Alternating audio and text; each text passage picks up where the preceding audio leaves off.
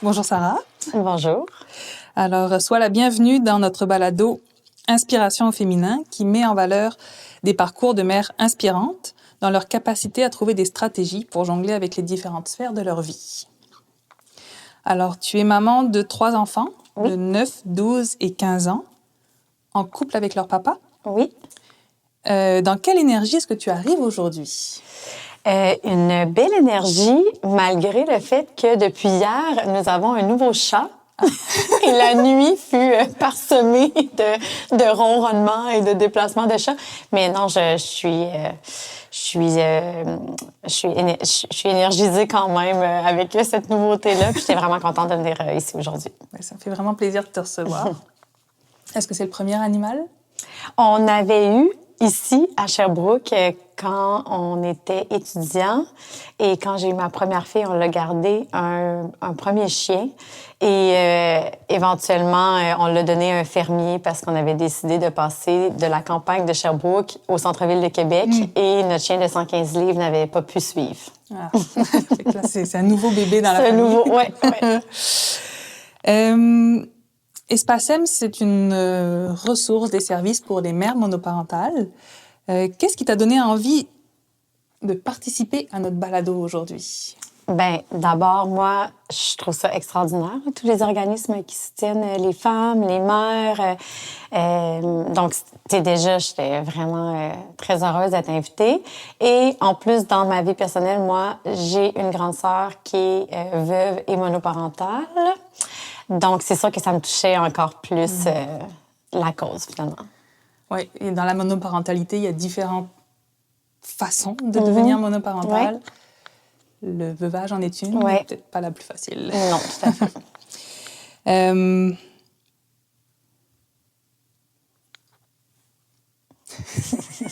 Je suis super émotive dans la vie, fait qu'il y a des... Moi aussi. Bon. Fait que des fois, c'est juste que ça passe, là. C'est bon. Tu es entrepreneur, athlète, formatrice, kinésiologue, kinésithérapeute, passionnée de sport et de maternité. Oui. Tout ça et plus encore. Tout ça. Comment tu as découvert ce qui t'animait dans la vie? C'est une super bonne question parce que je pense que je suis une personne très intuitive et assez jeune, je connaissais quand même ce qui me passionnait. J'ai toujours été passionnée par le sport. Mon père est un grand sportif, il avait du sport universitaire et il avait vraiment la passion de bouger. Mon père, vraiment. Et je crois qu'il me l'a transmis assez rapidement quand j'étais petite et on faisait pas mal toutes les activités possibles de sport. T'sais, mes parents, pour eux, c'était super important qu'on touche pas mal à tous les sports quand on était jeune. Mais moi, j'étais celle aussi qui était vraiment passionnée par les athlètes olympiques. Si mon père allait jogger, là, je devais avoir 6-7 ans, je partais à son grand désarroi. Jogger avec lui. C'était vraiment drôle, là, mais dans le temps, il y avait les infopubs là, qui passaient. Là. Puis mon père, là, il achetait toutes les bébelles, pas possible, là, trucs d'abdominaux. On avait toutes les machines. Donc, je pense que assez jeune, je me suis rendu compte que j'étais passionnée par l'activité physique et le sport et le développement de soi. J'étais vraiment inspirée là, par les athlètes olympiques et tout ça. Puis ça m'a toujours suivie et tracé quand même mon parcours. Est-ce que moi aussi, le sport olympique, puis quand je regardais la télé, c'était le frisson dans la ligne de départ. Ah oui. La petite chose qui donne envie de participer. Il y a quelque chose de beau. Et le dépassement de soi, on dirait que j'étais impressionnée par ces athlètes-là qui allaient au bout de leur processus. C'était vraiment quelque chose, je me disais, hey, quelque chose qui se passe entre leurs deux oreilles, dans la confiance, la relation, pour passer par-dessus toutes les embûches, puis continuer à s'accrocher à leurs rêves. La persévérance, c'est, je pense, une qualité que j'ai. Puis je pense que j'ai été inspirée par des athlètes olympiques, et encore aujourd'hui. Au-delà du sport comme tel, est-ce que tu étais déjà consciente de cet arrimage dans le fait que le sportif avait cette capacité de se dépasser, au-delà de la performance, en fait? Je pense que oui. Puis il y a deux choses qui m'ont fait comprendre ça, en fait. Là. D'abord, mon père, parce que lui avait eu un passé quand même plus difficile dans sa jeunesse, puis il avait réussi à se rendre C'est comme devenu une légende, mon père. Et il nous disait toujours, c'est pas compliqué. Si tu veux atteindre tes buts, il va falloir que tu travailles. Pendant que vous pratiquez pas, il y en a d'autres qui pratiquent. Parce que nous, c'était le basketball. Notre sport, quand on était jeune, là, je sais pas pourquoi, là, à ma grandeur. Puis, mais bon, lui, il avait réussi, avec sa petite grandeur, à jouer quand même universitaire. Donc ça, l'effort, c'était quand même une valeur véhiculée chez nous. Puis moi, on dirait que j'avais la facilité là-dedans de mettre des efforts. Tu sais, je suis pas une personne qui va procrastiner. Là. Pour moi, c'est une valeur qui est des fois un peu intense, là, mes enfants me diront. Donc, il y avait vraiment ce volet-là. Puis, le côté aussi, j'ai eu la chance vraiment d'aller dans des camps de vacances quand j'étais jeune. Et à 15 ans, j'ai touché à du canot camping en autonomie presque, là.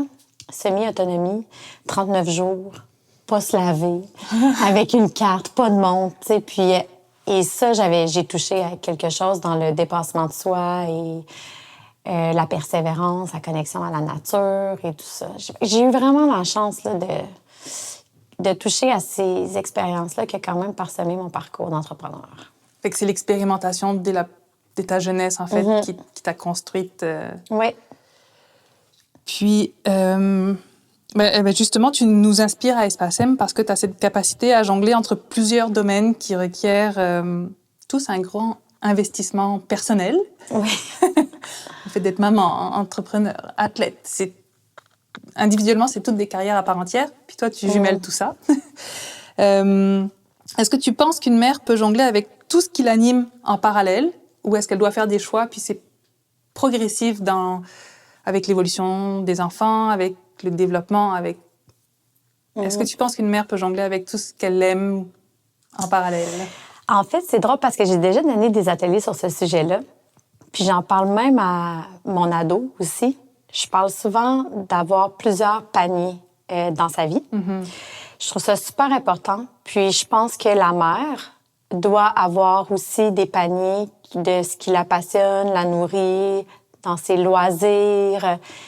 Moi, c'est l'activité physique. Je crois au pouvoir de l'activité physique. J'essaie de convaincre tout le monde de faire l'activité physique, mais tu sais, il y en a qui ça peut être la peinture ou peu importe. Et je comprends qu'il y a différentes sphères de notre vie, différentes étapes de notre vie où il va y avoir un panier qui va être plus plein que l'autre. Mais je pense qu'on se doit de protéger nos paniers pour avoir un équilibre mental.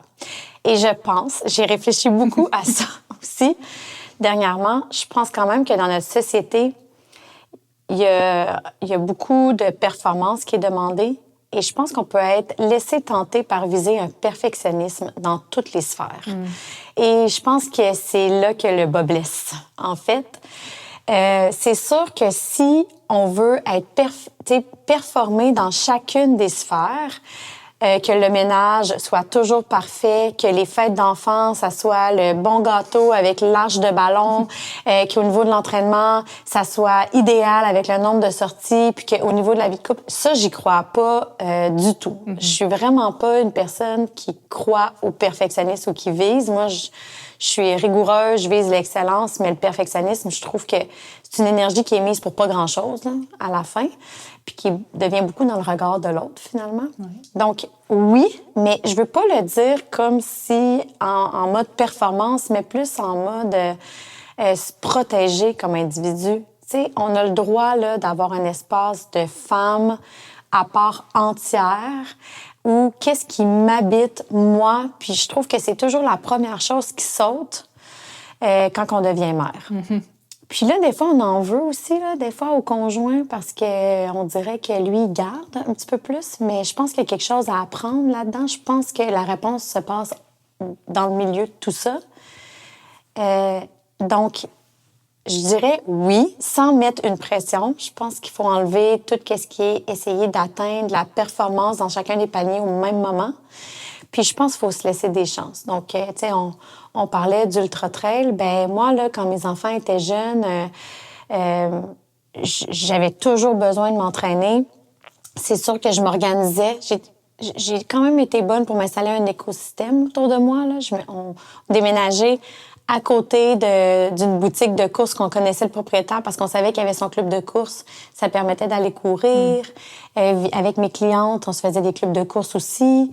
Mais moi, je suis une coureuse à la base. Après ça, j'ai fait de l'athlétisme à l'université. Mais je me donnais 1 an pour aller faire ma performance à la course. Je me mettais pas 3 mois. Ouais. Puis, je savais que ça allait pas être la performance de ma vie, mais c'est correct, là. J'avais des bébés. Fait que je pense qu'il faut se laisser le temps, puis voir la grande image. Fait que se donner de la douceur, Oui. Le bienveillance, c'est un mot quasiment galvaudé tellement on en parle, mais de se donner du temps. Faut vraiment, je pense qu'il faut se donner du temps puis de voir où est-ce qu'on s'en va et d'accepter que ça va changer. Il va y avoir des étapes où, c'est ça, on va avoir un petit peu moins de temps pour faire nos loisirs, mais je pense qu'il faut quand même les protéger, ces moments-là, parce que c'est là qu'on s'oublie sinon. Puis, tu sais, je suis vraiment consciente que c'est un privilège. Tu sais, je veux juste le dire, là, il y en a peut-être des femmes qui sont pas capables dans leur situation familiale ou quoi que ce soit pour un certain temps, mais je pense qu'il faut garder espoir que les enfants vieillissent à un moment donné, ça libère du temps.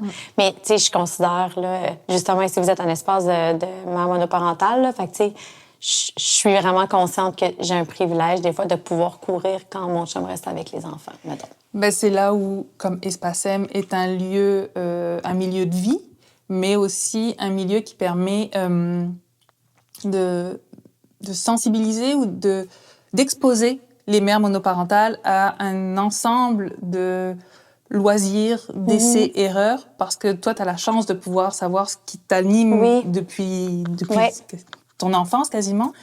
Mais des fois, le premier pas, c'est de trouver. Tout à fait. Comme tu parles de panier, c'est de trouver le panier qui... Puis des fois, il faut revenir à l'enfance. Oui. Moi, quand j'ai décidé d'aller en kinésiologie, j'hésitais entre la communication, l'administration puis la kin. Puis je me suis dit, qu'est-ce qui m'animait quand j'étais jeune? Puis j'ai décidé d'aller en kin à ce moment-là. Des fois, c'est se ramener à quand j'étais jeune, quand j'étais à l'adolescence ou encore plus jeune, même au primaire, qu'est-ce qui me faisait vibrer? Je trouve que c'est tellement essentiel de donner de l'espace pour ça. Puis par-dessus le ménage, là. Tu sais, c'est ça, à un moment donné, là, que la mère, il faut qu'elle accepte aussi, là. T'sais. Puis là, ce que tu dis, c'est que tu avais 3 programmes qui pouvaient t'intéresser, tu as dû faire un choix.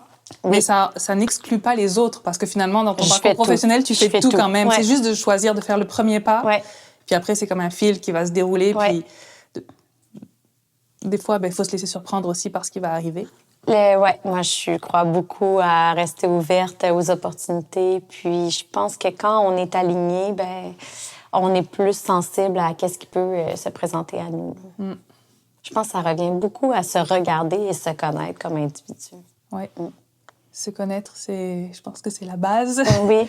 Mais c'est un apprentissage. Comme tu dis, il y en a qui sont plus privilégiés d'autres, qui ont eu cet apprentissage dès l'enfance. Puis d'autres, il faut se donner le temps de se le permettre, en fait. Fait que tu as réussi à jumeler maternité, sport à travers Bougeotte et Placotine. Dans quelle mesure penses-tu que ta parentalité a été un moteur pour trouver cette solution de fusion qui est assez unique, en fait? Qui est un concept qui répond à des besoins de plein de personnes. Mais est-ce que tu penses que ta propre maternité a été un moteur dans cette écoute, aventure? Ça a été la maternité d'amis. Parce que moi, j'étudiais ici à l'Université de Sherbrooke. Puis quand j'ai terminé mon bac, je voulais continuer à étudier. Il me restait des années disponibles pour pouvoir être encore dans le Varéor. Donc, mon chum, il n'avait pas fini. J'étais comme, je vais continuer. Et bref, je voulais aller faire un DESS, j'ai fait ma maîtrise, mais j'avais des amis qui avaient terminé le bac, puis qui sont tombés enceintes. Et on discutait. On disait, on a terminé le bac en kin, puis dans le fond, on n'a aucune information sur comment s'entraîner durant la grossesse. Et là, on pensait même pas au postpartum. On disait juste, crime, il me semble que, je pense qu'il faut pas qu'on court premier trimestre. Et là, c'est une période aussi, là, on se ramène, là, 16 ans. Là. Ouais, 16 ans, je pense qu'ils ont les enfants de mes amis. Puis, je me rappelle aller faire un cours de yoga, puis de voir, moi, quand j'étais enceinte plus tard, aller signer une décharge. C'était vraiment beaucoup de mythes entretenus sur il faut pas faire de sport au premier trimestre. Donc ça m'a poussée à réorienter ma maîtrise et à dire, je vais aller vraiment répondre à mes propres questions parce que là, moi, je voulais être une mère. C'était vraiment quelque chose qui était clair aussi. Je vais faire du sport pour être une mère. Donc, je suis allée, j'ai parlé à mon directeur de maîtrise, puis je suis rentrée dans le sujet. Et Oui, là, c'est un long processus, mais moi, pendant mon bac, j'ai fait beaucoup de formations continues, pilates, gymnastique sur table. On dirait que c'était pas suffisant pour moi, là, le bac. J'avais besoin de faire d'autres choses. Et donc, tout ce qui était méthode d'entraînement, ça m'intéressait. Pendant mes stages, j'avais aussi monté des cours pour les mamans et tout ça. Donc, suite à ma maîtrise, je suis tombée enceinte à ce moment-là. Et j'ai décidé d'approfondir. Là, j'avais eu beaucoup d'informations durant ma grossesse. Puis je me disais, ça n'a pas de bon sens. Là, je connais tellement d'affaires sur le corps de la mère, mais les mères ne le savent pas. Et j'ai fait une formation de yoga prénatal durant ma grossesse. Ce qui m'a amenée à aussi décider d'être accompagnée par une sage-femme. Et là, ben, en parler à ma famille, qui avait aucune idée puis qui avait très peur, en fait. Là, ils pensaient que j'allais accoucher dans le bois, dans un tipi. Donc, j'ai amené ma mère à faire un cours d'accompagnante à la naissance avec moi. Ça a approfondi encore plus mes connaissances sur le pouvoir du corps de la femme puis comment ça fonctionnait. Et c'est dans cette période-là, avec la formation de yoga prénatal, qu'est venue l'idée de dire hey, on va ouvrir un centre où on peut avoir un environnement, un safe space, comme ici, en fait, pour les femmes, pour les éduquer sur leur propre corps, pour créer de l'entraînement qui est fonctionnel, qui respecte les changements physiologiques. Ça n'existait pas du tout là, à ce moment-là. Et donc, c'est ça. Fait que ça a été le mélange de ma maternité, la maternité de mes amis, mais vraiment de dire, ça n'a pas de bon sens qu'en 2011, les femmes n'ont aucune information sur qu'est-ce qui se passe sur leur corps. Puis au-delà de dire, je veux pouvoir recommencer à m'entraîner ou quoi que ce soit, c'est plus comme le comprendre son corps. Est-ce que je suis obligée d'avoir des séquelles pour le reste de ma vie parce que j'ai eu un bébé? Parce que c'était beaucoup ça, le message. Je pense pas que ma belle-mère va écouter le podcast nécessairement, mais une des premières choses qu'elle m'a dites, c'est tu vas voir les 5 premières années de ta vie, quand tu vas avoir un bébé, tu vas t'oublier. Puis moi, ça, là, immédiatement, j'ai dit, ben moi, ça se passera pas de même. C'est comme si c'était comme ça. Tu devenais une mère, puis tu t'oubliais. Et moi, je n'acceptais pas ça. Puis je les aime, là, mes filles, là, c'est ma priorité. Mais c'est pas vrai que j'allais comme pu exister. C'est ça. Fait que c'est un mélange de tout ça qui a amené Boujotte. C'est vraiment Je veux vraiment convaincre les femmes qu'elles ont plus le pouvoir sur leur corps et sur leur vie qu'elles le pensent. Puis essayer de tasser tout ce que la société leur a comme, mis comme couvercle par-dessus quand elles devenaient des mères. On a la même mission. Bon. C'est vraiment valoriser la capacité d'agir, le pouvoir d'agir, en fait. Ça passe à travers plein de choix, de décisions. Puis je trouvais que même le processus de la grossesse, l'accouchement, c'est ça, la maternité, et même, là, moi, aujourd'hui, c'est comme vieillir. Tu sais, la société continue de nous dire comment on devrait vieillir, qu'est-ce qu'on devrait faire. Tu sais, il y a tout ça, là. Fait que ton parcours professionnel suit vraiment ta préoccupation de mère, en fait. Oui. Même si ça a démarré avec tes amis, mais c'est vraiment la maternité qui est le fil conducteur. Je vais te poser une petite question justement sur le fait de jongler entre différentes sphères. Puis l'idée, c'est pas de trouver une réponse immédiate, c'est de me reposer une question. OK. Ce qui fait écho, quand je te pose la question, tu m'en reposes une, je te repose une. OK. On fait ça 2-3 fois, puis après, on essaye de faire une petite synthèse pour avoir une réponse. OK. Donc, quand on est maman, comment trouver du temps pour jongler entre les sphères professionnelles, étudiantes, parentales, citoyennes, personnelles? Parce que le 100%, on ne peut pas le donner, comme tu dis, à un seul panier. On ne peut pas le donner partout en même temps. Fait que, comment on fait pour jongler entre les différentes sphères de sa vie? Donc, ma question, je pense que ce serait quels sont les paniers les plus importants à ce moment-ci de ta vie, tu sais?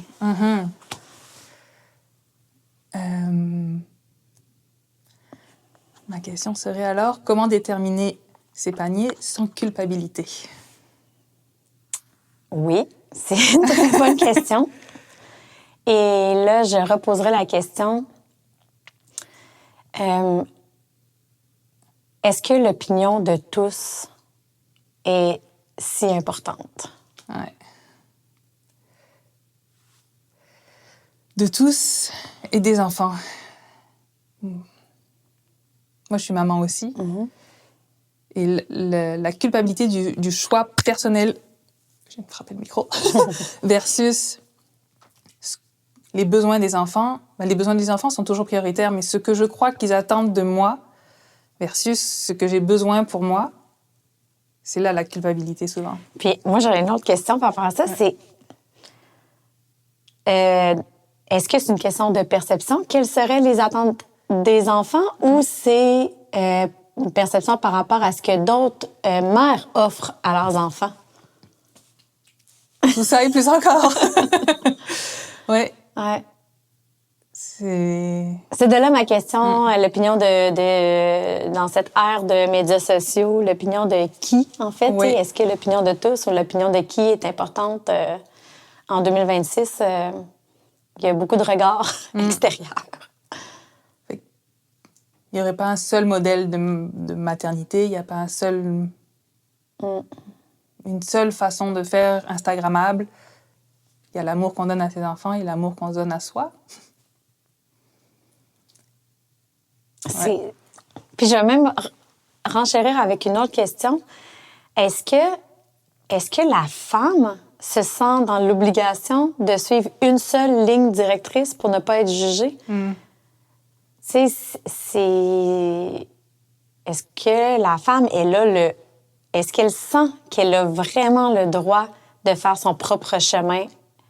Ça, c'est quelque chose que je me pose beaucoup pour les mères. Oui. Comme s'il y avait une façon de faire, puis là, je vais faire l'analogie avec les médias sociaux. C'est comme si on voyait l'experte sur les fêtes d'enfants. Et là, ben, on faut qu'on soit l'experte pour les fêtes d'enfants. Et on voit l'experte en plein air avec ses enfants. Et là, c'est ça qu'on vise aussi. Et là, l'experte en cuisine. Et là, c'est ça qu'on vise. Moi, je pense que l'entrepreneuriat, ce que ça m'a amené, c'est que tu jongles avec 1000 chapeaux. Tu fais la communication, tu fais des contrats de franchise, tu fais des ressources humaines et tu connais rien. Tu sais, moi, je connaissais la kin. Je voulais être experte en périnatalité. Je l'avais, ce chapeau-là, je l'ai encore aujourd'hui. Être gestionnaire, j'avais jamais demandé ça, là. Faire des ressources humaines, je ne jamais. Faire des contrats. Donc, si je voulais avancer, ça se pouvait pas, là, que je sois comme une directrice marketing, comme une directrice RH. Fallait que j'accepte que ça n'allait pas être parfait. Si j'avais attendu d'avoir des formations, ben mon entreprise, ça serait fini, là, ça fait longtemps. Donc, j'ai l'impression qu'il y a aussi de ça là, chez la mère, là, comme si il y avait une pression de dire je dois être l'experte dans toutes les sphères des enfants, puis est-ce pertinent ou non? Des fois, je fais une blague, là, je dis à mes filles, bon, malheureusement, là, vous, dans votre vie, plus tard, vous ne pourrez pas dire ma mère, c'était une grande cuisinière. Tu sais? J'ai d'autres qualités, celle-là, je l'ai pas. J'adore cuisiner. Puis c'était comme presque une joke, parce qu'avant qu'on ait les enfants, nos amis disaient « Ouais, on dirait que t'es à retraite. » Mais dimanche après-midi, je cuisinais, je faisais mon pain là, avant bien du monde là, à l'université. Mais là, aujourd'hui, c'est juste pas une priorité de faire des grands repas. Mes enfants mangent bien, mais ils mangent souvent la même chose. Parce que je pense pas que je peux être à 200% dans chacune des sphères. Puis pour le moment, tu sais, puis surtout quand elle était petite, cuisiner, avoir un enfant à ta cheville tout le temps qui veut jouer. Puis je l'avais déjà dit à cette même belle-mère-là, qui est vraiment smart en passant, là, genre je l'adore. Mais je pense qu'elle était dans ses patterns. Oui. J'avais déjà dit, tu sais, c'était un super Noël. J'ai dit, tu sais, moi, là, en passer 3 heures dans la cuisine pour recevoir tout le monde, pour répondre à des standards de tout le monde, on va manger quelque chose de bien facile ou on va faire un potluck. Puis à la place, je vais m'asseoir à terre avec ma fille et je vais faire des casse-têtes. Puis ça, elle avait dit, ça l'avait un peu chamboulé dans ses standards à elle, mais elle m'avait comme dit, hey, ça m'a fait du bien que tu me dises ça. C'est encore de tracer une nouvelle ligne. Puis là, la culpabilité, c'est pas une émotion qui amène, là, tu sais, ça n'a pas sa place. Non, mais quand je t'entends, c'est on choisit. On choisit où on met son énergie. Ben Ce qui a de la valeur pour toi à ce moment-là. Puis ça veut pas dire que dans 10 jours, 10 ans, le curseur n'aura pas changé, mais c'est maintenant, qu'est-ce qui a de la valeur pour toi? Et l'autre chose, c'est aussi, quand je t'entends faire l'analogie avec ton entreprise, c'est que tu peux tout faire correctement, mais tu peux aussi choisir de temps en temps de déléguer. Soit tu as un conjoint peut-être le conjoint qui participe, mais quand on pense aux mères monoparentales, il y a des réseaux de soutien, Ouais. il y a des communautés. Fait que c'est de s'ouvrir aussi peut-être pour aller chercher... alors l'expertise, c'est un bien grand mot, mais en tout cas, les ressources à l'extérieur aussi, qu'on n'est pas obligé d'avoir... Il n'y a pas de formation pour être parent. Fait qu'on on peut se donner le droit de ne pas savoir, en fait. Je pense que les enfants, ils n'ont pas une paire de lunettes qui jugent le parent. Là. C'est leur première fois qu'ils sont enfants. Ils n'ont pas tant de comparables non plus. Là. Donc, tu sais, des fois, je trouve que la mère a une paire de lunettes qui se juge beaucoup. Surtout, comme je dis, avec les médias sociaux qui nous montrent un peu des personnes qui vont mettre de l'avant leur expertise à quelque part ou leur force. Qui est quand même scénarisé et fait en sorte que ça soit... On va pas le rester. Mais dans le cas d'une séparation, il y a quand même... Tu dis, l'enfant, il a juste un modèle de parent, il a ses parents, mais dans le cas d'une séparation, quand il garde alterné, il y a ça qui rentre en ligne de compte aussi. Oui, j'imagine, oui. C'est qu'il y a une belle-mère, un beau-père, il y a une autre figure qui n'est pas... Ben moi, si je parle de moi, qui n'est pas la mère, mais qui est une figure maternelle. Donc, même si mes enfants ne comparent pas, ils ont un point de comparaison quand même. Oui, mais je pense quand même que les enfants, ils sentent l'authenticité et l'intention. Oui. Puis tous les modèles peuvent convenir, je pense. Oui, après ça, moi, je pense que c'est un travail d'adulte de se dire que du moment que l'autre modèle parental prend soin de ton enfant, c'est juste un plus comme un enseignant dans sa vie, un éducateur. Ouais. C'est un modèle de plus qui amène une vision différente de la vie. Je pense que ça, c'est un travail de plusieurs années quand même, mais de reconnaître la valeur des beaux-parents. Oui. C'est important. Et mon chum, il disait quelque chose quand les filles étaient petites, puis j'avais vraiment de la difficulté, justement. J'allais travailler le soir, tu sais, au début de l'entreprise. Je me sentais coupable quand même, mais au-delà de me sentir coupable, j'avais juste vraiment envie d'être avec mes enfants. Puis moi, j'ai jamais connu ça, un congé de maternité, mais j'avais la chance je travaillais, mais au moins, je travaillais avec mes bébés, là. Tu sais, je les mettais pas à la garderie, mais mon chum, il disait, qui a dit que le meilleur pour l'enfant était d'être tout le temps avec sa mère? Tu sais, puis ça permet de dire comme, ben oui, dans le fond, avoir plein de repères différents. Puis je crois beaucoup, là, pour en avoir 3 grandes, là, tu sais, des valeurs qu'on inculque là, toute leur vie, même si c'est ça, les laisser dans la société après ça, il faut faire confiance que les valeurs qu'on inculque, ça va perdurer, là. Puis des fois, j'en ai une ado, là, il y a des choix là, qu'elle va faire que je me dis, ah ben aujourd'hui, comme adulte, avec tout mon bagage, je suis pas d'accord avec ce choix-là, mais je me dis, elle a son chemin à faire, à expérimenter, puis c'est sûr que plus tard, elle va dire, ça n'a pas de bon sens à 15 ans, mes shorts étaient bien trop courtes. Mais ça, c'est son expérience de vie. C'est pas une petite adulte, c'est une adolescente. Fait que je pense que... C'est ça. Je crois d'accepter que nos enfants vont être face à plein de modèles puis se faire confiance dans les valeurs qu'on va inculquer aussi. Qu'est-ce qui a guidé tes choix tout au long de ton parcours? Les valeurs qui te servent de boussole pour prioriser tes actions, justement, pour choisir dans quel panier tu mets plus d'énergie en ce moment. Quelles sont les valeurs qui guident... C'est une grosse question. C'est sûr que chez nous... on dirait que j'ai eu la chance, on parlait de ça tantôt, j'ai eu la chance de me connecter à l'essentiel jeune. Quand, à 15 ans, là, j'étais dans le bois pendant 39 jours, moi, ça, j'ai compris que j'avais besoin de ça dans la vie pour ma santé mentale. Puis, avec l'entrepreneuriat, j'ai dit à mon chum, à un moment donné, j'ai dit, on n'aura pas le choix. Je vais m'organiser, on n'aura pas le choix d'avoir un accès à la nature, parce qu'on habite en ville, les fins de semaine, parce que c'est tellement stressant l'entrepreneuriat, j'ai vraiment besoin de ça, là. Je suis tellement comme physique, kinesthésique pour me ressourcer. Donc ça, j'y crois. Après ça, j'ai eu des années à l'université où on n'avait rien. Pas de matériel. Puis on était tellement heureux, c'est encore mes amis aujourd'hui, tu sais, on était tellement bien avec rien. Fait que ça aussi, je l'ai compris assez jeune que mon bonheur, j'allais pas le trouver dans du matériel.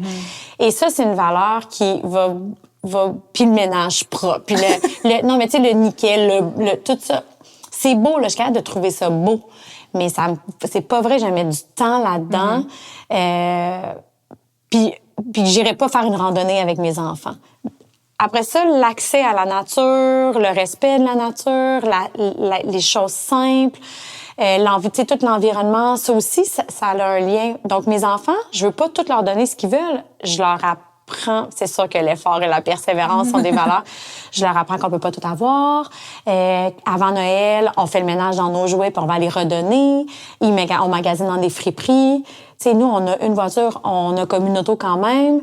Je rentre pas là, dans le monde du matériel, puis aussi, tu sais, le bonheur, il est pas là.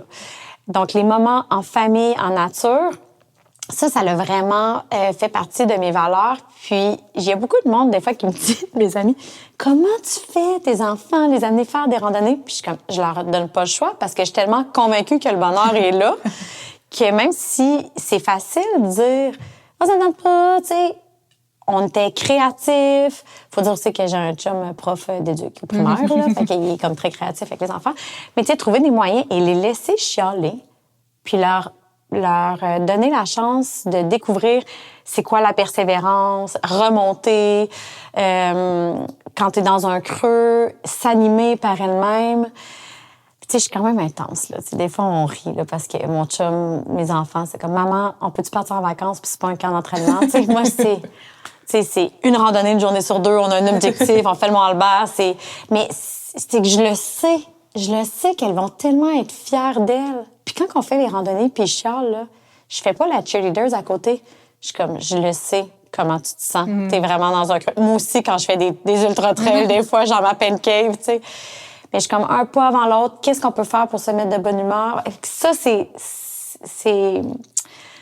des valeurs qui sont vraiment importantes. Être dehors, bouger en famille. Puis aussi, je leur dis, je fais un peu de l'inception. Tu sais, on part en ski de fond, par exemple. Mais j'en ai 2 qui sont dans le club de ski de fond. Puis on part en ski de fond le mercredi soir. On fait 40 minutes de char, puis on arrive, tu sais.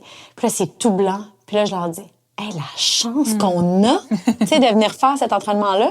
Puis là, on revient, puis je suis comme, hey, on est-tu plus de bonne humeur parce qu'on a joué dehors? Tu sais, je fais vraiment de l'inception comme ça. Puis à un moment donné, ben, quand on arrive en haut d'une montagne, puis que ça fait 5 ans que t'entends tes enfants charler, mais j'exagère, puis qu'on arrive en haut, puis que ta fille, elle dit, ah, c'est tellement beau. Là, tu te dis, voilà. c'est là la persévérance.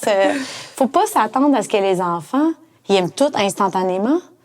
Puis ça, c'est beaucoup dans mes valeurs, de dire le bonheur, là, puis le beau, il est pas juste dans ta face en 15 secondes. Tu sais, tu vas... C'est ça. Ça se cultive, puis je suis quand même intense. Des fois, je dis, à un certain point, les enfants, là, dans le sport, là, je leur dis, c'est pas vrai que moi, quand ils font une compétition, je leur dis, amuse-toi. Je suis comme, c'est pas cette valeur-là qui va être à ce moment-là, ça va être donne tout. Puis à la fin, la valeur qui va sortir, le sentiment, ça va être une fierté. Mais là, on n'est pas dans le plaisir, là, on est sur une ligne de départ, on est stressé, puis fait que c'est. Mais en fait, tu incarnes tes valeurs. Quand je t'entends, c'est que tu incarnes tes valeurs et donc. Je dirais pas que c'est plus facile parce que tu dois sûrement avoir des résistances ou des chialages dans la randonnée ou peu importe, mais dans le fond, c'est plus facile de maintenir sa position en tant que parent lorsque tu incarnes tes valeurs. Oui. Fait que c'est important. Je m'écoute moi, en fait. C'est ça part de toi. Oui. Ouais. C'est pas les enfants qui vont dicter. Après ça, là, ils feront ce qu'ils voudront quand ils vont être des adultes. Mais là, ils sont rentrés dans notre clan à nous autres. Donc, ils embarquent chez nous, là. Tu sais, nous, on fonctionne comme ça, puis on s'est entouré aussi. Ça, c'est autre chose, là. Nous, on s'est entouré de gens comme nous. Fait que c'est sûr qu'on a, encore une fois, la chance d'avoir comme un réseau, d'avoir développé avec des gens qui trippent ces mêmes choses que nous. Puis, comme adultes, on avait un peu les mêmes rêves. Puis je pense que il y a quelque chose que tout petite, je savais aussi, c'est que je voulais être une mère. Puis je me disais, moi, plus tard, je vais être une mère de plein air. Puis ça l'a vraiment fait en sorte que mes choix, tu sais, c'était en fonction de ça. Puis, je sais pas, j'aimerais dire ça, mais je suis tellement intense. Mon chum, à un moment donné, il dit, ouais, non, le ski de fond, moyen, tu sais. Hey! là, je suis comme, ben non. Ça marchera pas. Non, parce que moi, toute ma vie, avant d'avoir des enfants, je me suis dit, les dimanches matins, on va faire du ski de fond en famille. Je suis comme, tu vas t'organiser pour aimer le ski de fond. Fait que là, change de méthode de ski de fond, tu sais. Hey, ça, là, c'est vraiment privilégié, mon affaire. Mais achète des skis de fond skate, puis là, pendant comme une saison, on inscrit notre fille à un cours de ski de fond. Puis là, moi, je dis, je vais traîner l'autre. Je traîne toute la saison, c'est moi qui la traîne. Toi, tu t'organises pour aimer le ski de fond. Mais tu sais, je savais qu'elle aimait ça, c'est une athlète. Puis tout. Puis là, finalement, tu sais, il trippe au fond, mais il y avait des choses comme ça que j'étais quand même... tu sais, j'aurais pas pu être, mettons, en couple avec quelqu'un qui aime pas le plein air. Là. Tu sais, c'était ma vision de la vie. Mais de se connaître, moi, ça ramène à ça, si on synthétise, Oui. c'est que de te connaître, ça t'a permis de faire des choix Oui. et d'avancer avec l'ensemble des responsabilités que tu as. Oui. Mais de savoir qu'il y a toujours un fil conducteur, c'est toi et les autres, parce que t'as pas l'air d'être égoïste non Non, plus. là. Mais on parle Un de peu, toi. un égoïsme sain. Mais on parle de toi. Donc, c'est de ramener à tes valeurs, à ce qui t'anime toi, mais la prémisse, c'est d'arriver à se connaître. Donc, c'est de se donner des chances d'apprendre à se connaître. Oui. Moi et mon chum, là, je dirais, Oui. là, tu sais, il fallait qu'on soit on a eu beaucoup de discussions, là, aussi, tu sais, on a eu beaucoup de discussions du genre, OK, on a une fin de semaine devant nous. Donc, puis peut-être qu'avec toutes les ressources, avec les ressources là, que les mères monoparentales pourraient avoir, ça peut être une réflexion des fois de se dire, peut-être pas comme nous toutes les fins de semaine parce qu'on avait la chance, hein, mais je me disais, faut que je planifie d'avance. Donc, dans la prochaine fin de semaine, on divisait en 4 nos fins de semaine. Matin, après-midi, matin, après-midi. Toi, ça va être quoi ton temps pour toi? Moi, ça va être quoi mon temps pour moi? Fait que moi, c'est le jog le dimanche matin avec le coureur nordique. Puis, mon chum, lui, c'était un taponneux. C'était même pas nécessairement aller faire du sport, mais être comme tout seul en train de faire ses petits traîneaux puis tout ça. Puis là, ben, j'allais comme animer, m'occuper des enfants. Puis on se réservait toujours un quart de fin de semaine pour faire une activité familiale. Mais ça, on perd des fois. Quand la saison de ski de fond finit, là, on rentre dans nos tâches, le ménage du printemps, blablabla. Puis là, je le sens tout de suite, le déséquilibre, par exemple. Puis là, je suis comme, stop, ça marche plus. On peut pas... sont où, là, nos moments familiales? Fait que de le prévoir d'avance, ça va être quoi mon moment en fin de semaine? J'ai envie de quoi? Puis ça, là, c'est comme s'il faut tout le temps revenir à ça parce que la mère est la première à s'oublier. Moi, je pense que c'est ça. Je fais la promotion de l'égoïsme sain. J'adhère. J'adhère. Mais je trouve ça intéressant. C'est une bonne stratégie. C'est d'être capable de planifier. Fait que ça peut être toutes les fins de semaine si vous le pouvez, mais une fois par mois, une fois ou 2 mois, de se dire j'ai ce moment-là qui m'appartient, en fait. Même tu sais, les vacances de Noël, là, qu'on se fait imposer les parties de tout le monde autour. Moi, là, ça, c'est trop pour moi, là. Donc, si vraiment je négocie, puis on sait qu'on va décevoir des gens, tu sais, et tout ça, mais c'est comme, on pourra pas vivre nos semaines puis juste faire plaisir à tout le monde, mais pas nous faire plaisir non plus. Fait que c'est comme de l'anticiper pour pas que finalement le temps passe, puis on est comme, j'ai rien vu aller, mais j'ai rien fait qui m'a comme vraiment nourrie, parce que la batterie, il faut la recharger pour être disponible pour les autres à un moment donné. Fait qu'il faut se poser des questions. De quoi j'ai besoin, de quoi j'ai envie, qu'est-ce qui me nourrit. Et c'est ces réponses-là qui vont guider les choix de vacances de Noël, de week-end, de routine du matin. Puis, tu sais, on peut faire des parallèles avec l'entrepreneuriat parce que l'entrepreneuriat, ça peut vraiment envahir ta vie, là, tout le temps. Tu sais, il faut mettre des limites parce que il y a tellement de gens qui peuvent tout le temps venir te demander des choses, t'imposer. Tu peux toujours travailler, t'as de la job pour 100 ans encore. Puis, j'avais eu la chance d'avoir une coach entrepreneuriale, puis c'était ça qu'elle me disait tout le temps. Quand j'étais en panique un peu, je faisais de l'anxiété, j'étais à bout, il y avait comme un problème après l'autre qui arrivait, tu sais, elle me disait, t'as besoin de quoi aujourd'hui? Mais des fois, là, c'est un bain. Tu sais, mais c'est juste de s'arrêter puis de se poser la question de quoi j'ai envie et sans culpabilité. Parce que c'est comme la maternité, on aurait toujours quelque chose qu'on pourrait faire, là, faire une batch de nourriture, faire du ménage, faire du lavage. Mais à un moment donné, comme on dit, l'entrepreneur, faut prendre soin de soi si on veut pouvoir persévérer. Parce qu'un entrepreneur fatigué, c'est une entreprise qui va fermer, ça ne marchera pas. Bien, je pense que c'est la même chose avec être une mère. Une mère fatiguée. Il faut prendre soin, ouais. Puis il n'y a personne d'autre qui va prendre soin de nous si on ne le fait pas nous-mêmes, je pense. Là, je commence à avoir une petite idée, mais selon toi, ça serait quoi ton super pouvoir? Je pense que c'est vraiment la capacité maintenant. Ça n'a pas toujours été comme ça, là.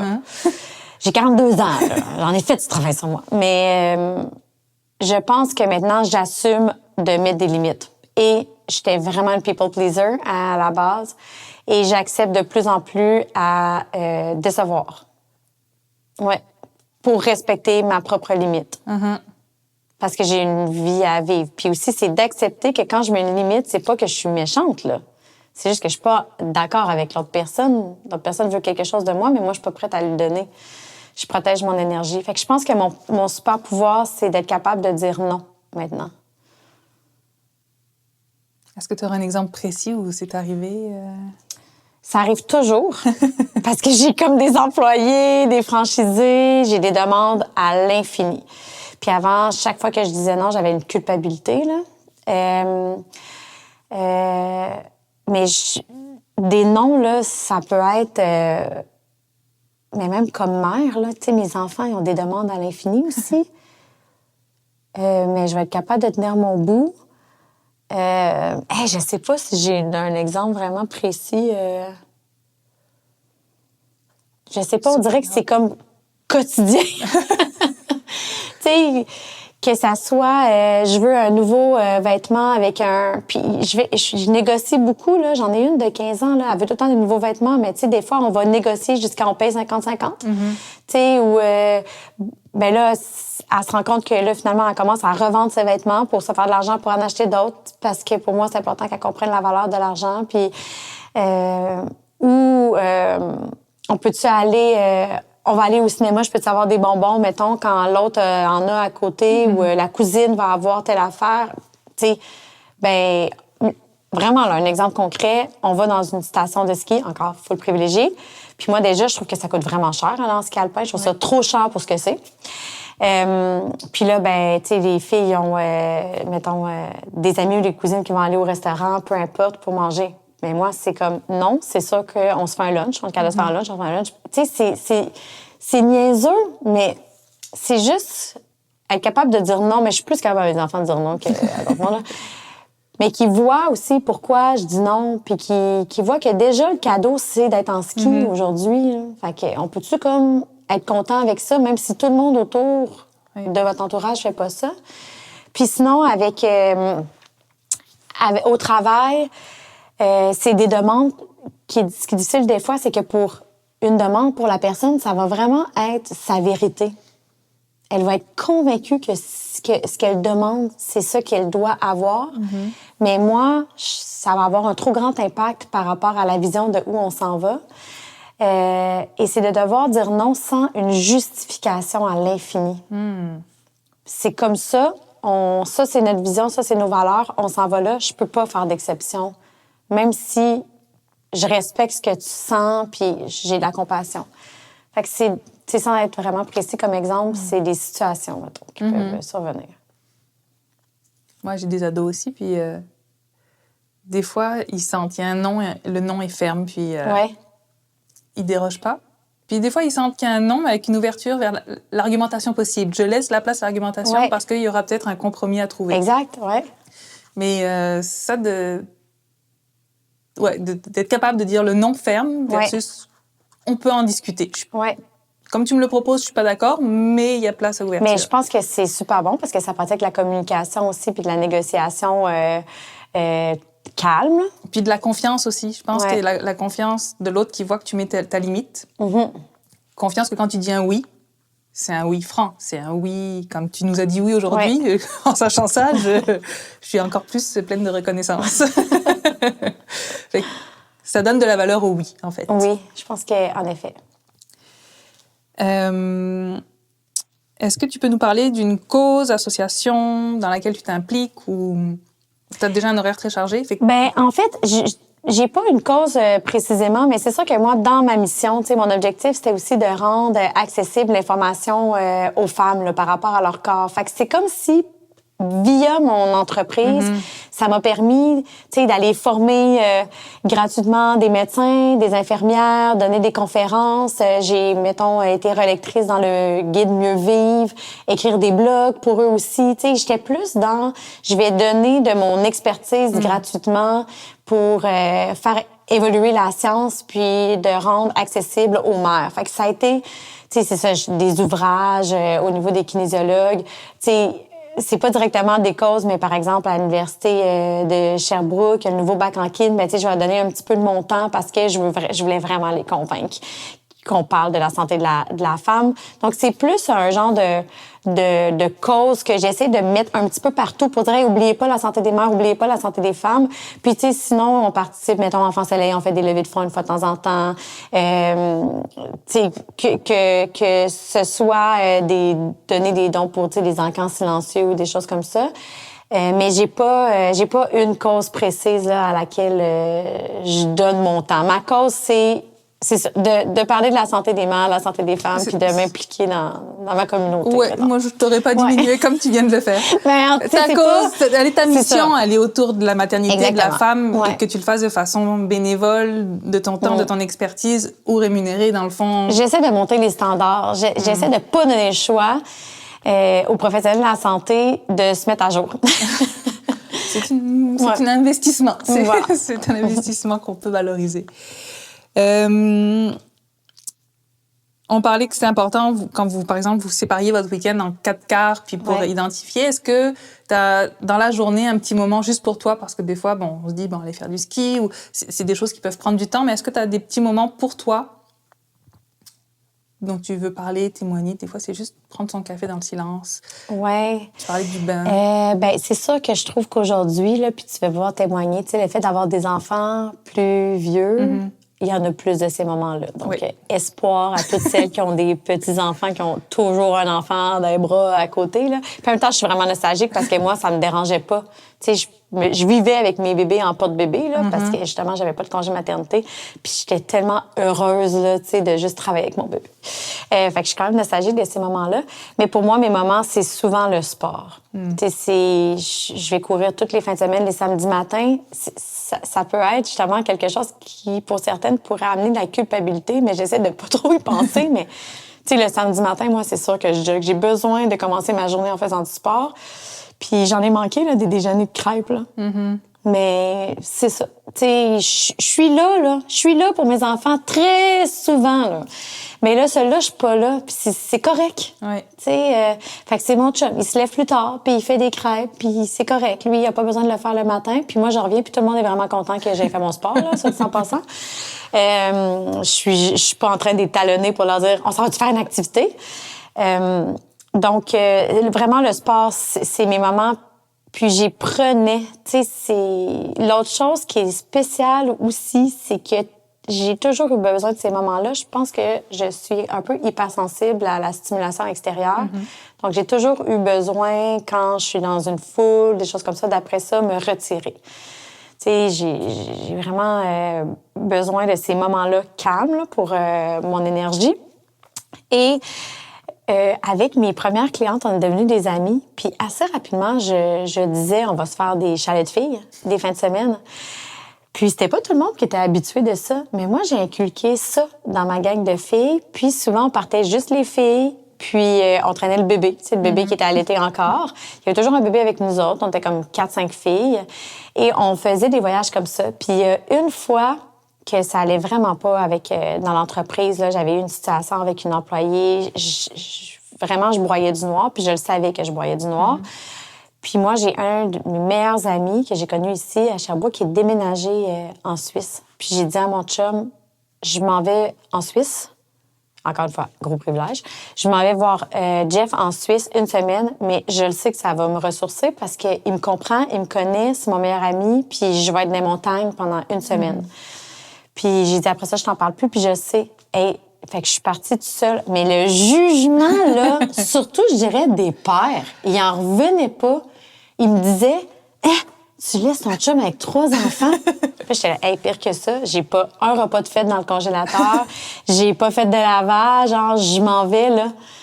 Puis ça avait quand même choqué autour de moi, mais positivement par la suite. J'ai plusieurs amis qui sont partis après ça.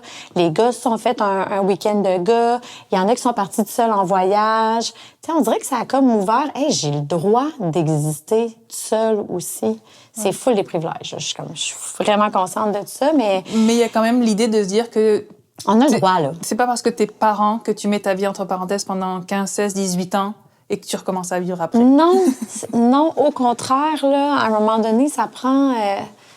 ça prend ces petits moments-là pour se ressourcer, je pense, puis pour se reconnecter à soi aussi. Puis même nous, on fait des moments juste avec un enfant à la fois, que ce soit moi, que ce soit mon chum, puis ça crée des moments aussi privilégiés. Mon père aussi.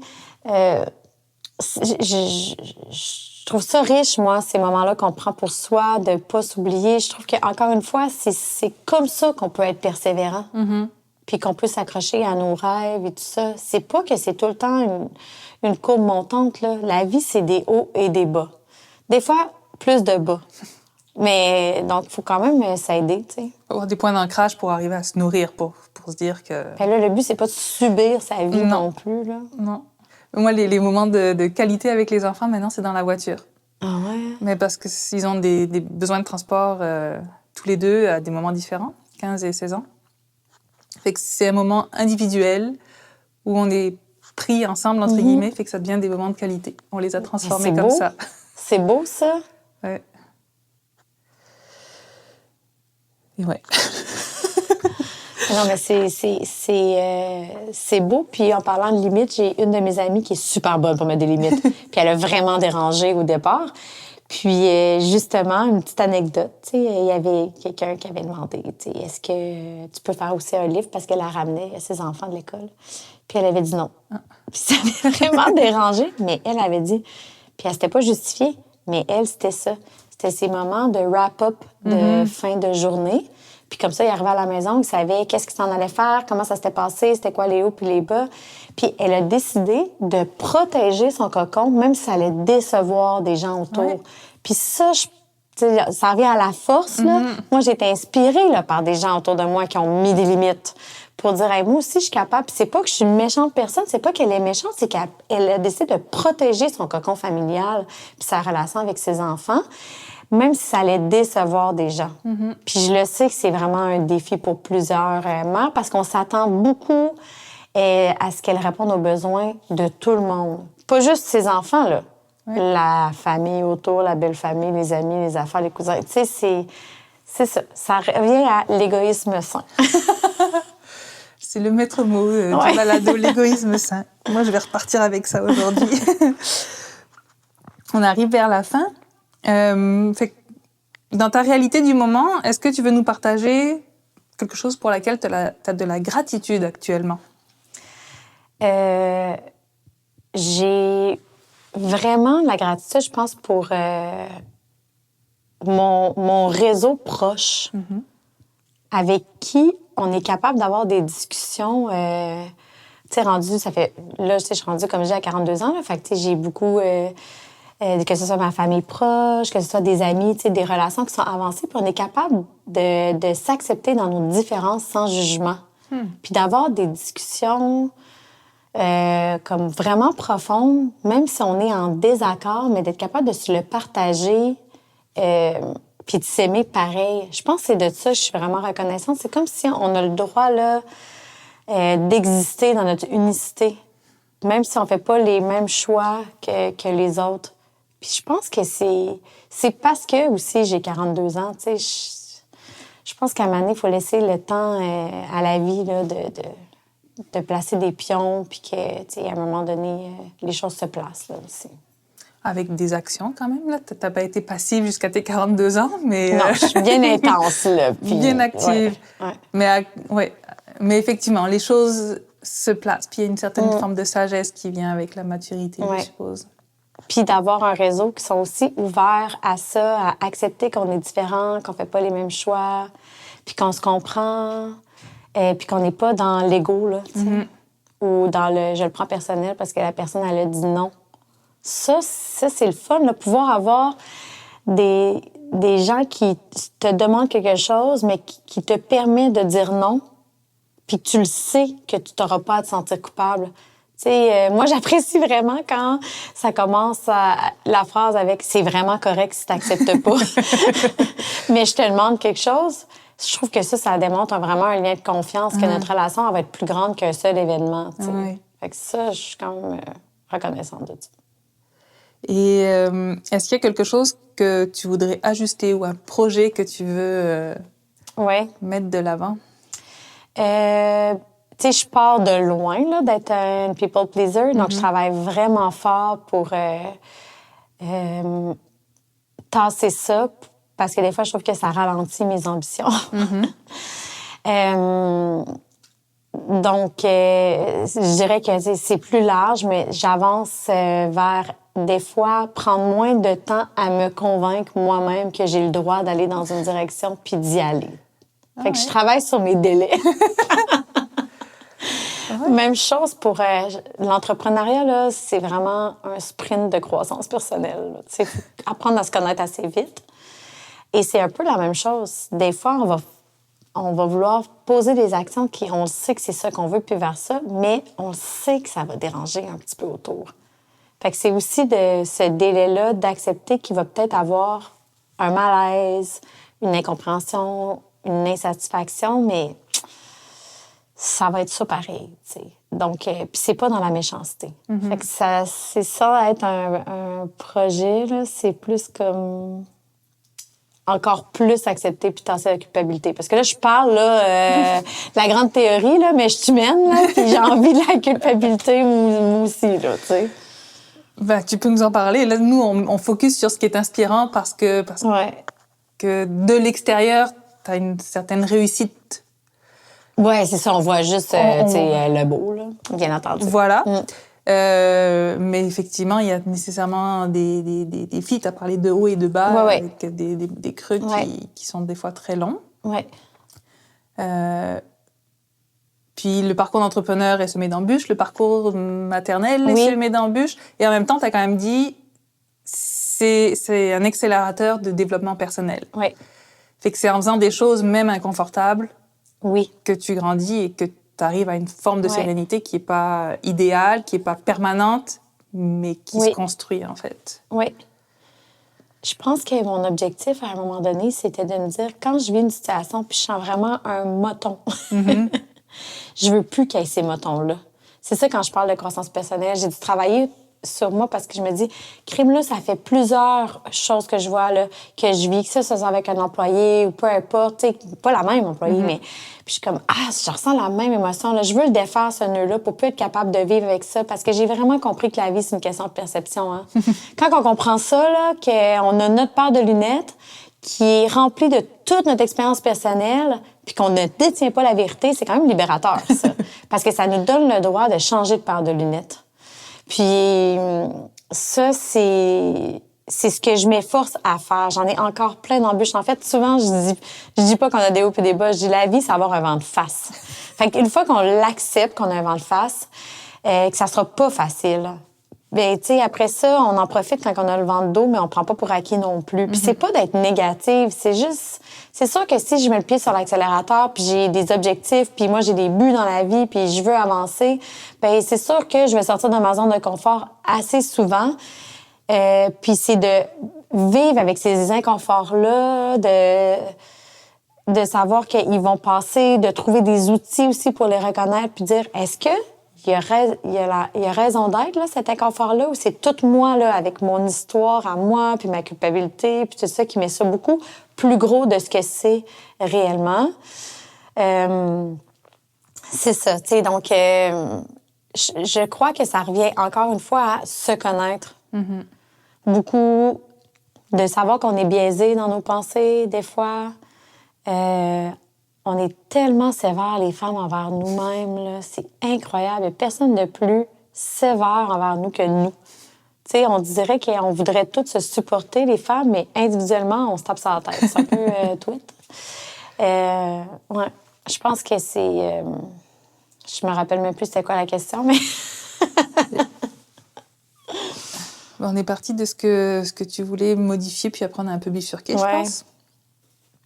Ben, c'était ça, tu sais, les hauts puis les bas. Ben, je pense qu'à la base, c'est ça, d'accepter l'inconfort si on veut pouvoir avancer, mais de reconnaître que la vie, c'est une question de perception. Fait que, tu sais, on a un peu quand même le contrôle sur comment on réagit aux situations, finalement. Ça, c'est super positif. Oui, puis là, je vais faire un autre parallèle parce qu'on n'a pas parlé beaucoup. Mais moi, la trail, j'ai toujours dit que c'est la même chose, justement, que l'entrepreneuriat ou de la maternité. Tu sais, moi, je suis une fille de persévérance, d'endurance. Puis, c'est la même chose, tu sais, dans la trail, là, c'est pas vrai que t'es confortable. C'est pas vrai que tu peux vraiment contrôler ta préparation quand t'es une mère. Voyons donc, là, tu sais. J'ai fait un 80. La veille, j'étais au CHUL, ma fille se faisait endormir, opérer au coude. Tu sais, je veux dire, j'avais vécu un stress incroyable cette journée-là. Le lendemain, Jean Charlevoix, à 3 h du matin ou 4 h du matin, je pars ma course. Ça a vraiment pas bien été. Mais c'est ça, c'est pas grave. Je l'ai faite, je l'ai finie, puis tu sais, mon ego, il a été touché pendant la course. Tu sais, je suis partie trop vite. Il y a plein d'affaires, mais c'est pas grave. J'ai appris de ça, puis j'ai grandi, puis je me suis dit, t'aurais pu te donner une chance. Tu sais, de faire les deux, c'était peut-être intense. Mais la course de trail, c'est comme si je me mettais des embûches volontairement pour bâtir mon caractère, pour que, dans le fond, quand on en vit des embûches avec les enfants, on leur dit, sont les élèves dans de la boîte, là, c'est sûr que le premier défi, ils vont trouver ça tough. Même affaire. Fait que je me disais, si je trouve ça tough, là, la course de trail, puis des fois, j'ai un gros down, mais il faut que je ressorte de là, bien, la prochaine fois, ça va être moins pire, la prochaine fois, ça va être moins pire, puis je pense que c'est ça, la vie. Là. C'est comme un petit laboratoire. Tu l'expérimentes. Tout à fait. Dans quelque chose que tu aimes. Fait que tu développes des outils que tu peux transférer après dans tes autres paniers. Et inversement aussi. Là. 100%. Puis je pense qu'à tout le monde qu'on demande qui font des ultra-trails, tu sais, tout le monde se pose la question, pourquoi je fais ça? Parce que tout le monde vit la pain cave, tout le monde, à un moment donné, a vraiment mal, ça va pas comme il veut, puis tout ça. Mais il fait pareil parce qu'il y a un genre de sentiment de « j'ai survécu à ça, ça a été pas si pire, j'ai envie de me remettre dans cette situation-là puis de me prouver à moi-même que je vais être encore capable d'en sortir. » Puis c'est ça, je trouve que c'est un beau parallèle avec la vie, des fois, on a des coups durs, mais tu sais, au final... on peut le vivre, là, ça peut être tough, mais on le sait qu'on a comme développé des outils pour pouvoir passer à travers. Tu expérimentes tes propres ressources quand tu es en train de courir. Ouais. Tu expérimentes ta capacité à te relever, à poursuivre. Que ça donne des outils. Tu sais, je m'attends à ce que ma vie, ça soit encore plein de ça. Là. Je veux dire, j'ai 3 filles, là, il va en avoir là, des défis, puis on en a eu, puis la job, je vais en avoir encore plein. Puis, tu sais, c'est de développer un réseau d'entraide. Tu sais, l'entrepreneuriat, je suis tellement chanceuse. Moi, j'appelle, tu sais, demander de l'aide, là, aussi. Tu sais, j'ai la chance, là, j'appelle des filles entrepreneurs, là, que genre, je trouve incroyables, là. Puis elles prennent le téléphone, là, puis je suis comme, je m'excuse, je peux te déranger. Puis finalement, elles passent 1h30 à me donner leurs conseils, tout, tu sais. Mais j'ai dérangé. Puis j'ai appelé, puis finalement, ça leur a fait plaisir. C'est un beau parallèle avec la vie de la mère aussi, tu sais. Tu peux demander, puis là, toi, tu t'es gêné, mais dans le fond, donne la chance à l'autre. Ça lui fait peut-être vraiment plaisir de pouvoir t'aider. On pourrait parler tellement longtemps. Probablement. Puis là, moi, je me retiens parce que je mets l'emphase sur toi. Est-ce qu'il y a quelque chose dont on n'a pas parlé ou que tu as le goût d'aborder comme une phrase inspirante, une image inspirante? Tu en as donné beaucoup, là, mais est-ce qu'il y a un complément que tu veux amener? On a vraiment parlé de beaucoup de choses. Là. Je pense pas que j'ai quelque chose de nouveau, mais je pense que ce que je vois beaucoup, là, parce que je suis quand même en compagnie de beaucoup de mères, c'est la partie où j'ai dit là, de se rendre compte là, que notre société nous impose un peu la recherche du perfectionnisme dans toutes les sphères de la vie. Puis de pas viser ça. Tu sais, de juste exister, c'est suffisant. Je pense que ça, c'est comme la base pour être capable d'avoir du temps dans nos paniers, de se regarder, de voir nos besoins sur nos enfants réels. Tu sais, Au lieu d'avoir un regard extérieur sur nos actions, de se retourner dans nous et nos enfants, finalement. Je pense que ça serait ça que je voudrais mettre du push, mettons. Juste être. Oui, oui. Parce que ben, toi aussi, j'imagine, tu as vécu d'avoir des enfants sans médias sociaux. Puis on avait quand même la paix, non? Beaucoup plus. Moi, c'est ça. Les médias sociaux sont arrivés au début de leur adolescence. Oui. J'ai déjà trouvé ça difficile. J'aurais pas eu aimé à gérer ça petit. Non, puis énormément d'informations qui viennent de partout. Et on mélange de la bonne et de la mauvaise information. Il y a comme une surexposition aussi à comment être une bonne mère, quoi faire. J'étais vraiment surprise à un moment donné. J'avais des clientes qui me disaient que là, il y avait comme des étapes de développement moteur. Donc là, tu sais, on mélangeait le fait que peut-être un enfant pourrait avoir un retard de développement moteur, donc il y a des exercices à faire, à je dois faire des exercices à mon enfant d'emblée, comme si l'humain n'avait pas appris à marcher par lui-même. Comme s'il fallait qu'on lui montre à l'enfant de marcher. Ouais. Mais, tu sais, on mélange là, beaucoup de choses, donc ça crée une pression supplémentaire, comme si là, tout d'un coup, là, il y avait des modes d'emploi dans toutes les sphères de développement de l'enfant. Je trouve que c'est une immense pression tout à coup, là. Fait que c'est beaucoup de désinformation. Oui, Fait que là, s'il y a des mères qui nous écoutent et qui veulent de la bonne information, oui. euh, Ben, tu sais, déjà, le Naître et Grandir, honnêtement, c'est vraiment une bonne source. Ouais. Ça assure vraiment de valider. Je trouve que, tu sais, il y a vraiment beaucoup d'experts. Fait que déjà, ça, le site Internet, toutes les phases des enfants, je trouve qu'il y a toujours se dire, de se garder en tête qu'on doit protéger une nuance. Puis qu'il y a des cas particuliers, parce que là, on nourrit une genre d'anxiété que la mère dit, je ferai pas la bonne affaire. Puis surtout quand c'est un premier enfant, parce qu'on n'a pas vu là, le résultat que hey, finalement, ça va être correct. Là, tu sais. puis là, tu as le conseil de la belle-mère, tu as le conseil de la mère, la sœur, Exactement. les amis. Plus les 3000 maintenant, balados et articles. Et, tu sais, donc, je pense que simplifier là, un peu. Pour vivre, hein? Pour vivre là, le moment, Ouais. plutôt qu'être dans l'anticipation tout le temps. Ouais, c'est ce que j'entends à travers tout ce que tu as dit, c'est d'expérimenter, c'est d'être... Oui, se faire confiance à son intuition. Merci pour ta présence aujourd'hui. Ben là, ça me fait tellement plaisir. Je pourrais tellement parler de ça à l'infini, là. Mais ça paraît, t'es toute rayonnante, là. Tu es passionnée par la mère, la femme. Oui. Merci beaucoup. Est-ce que, si on veut... Il y a des mères qui veulent participer à Bougeotter Placotine. Ouais. Où est-ce qu'on s'informe? Qu'est-ce que... On a...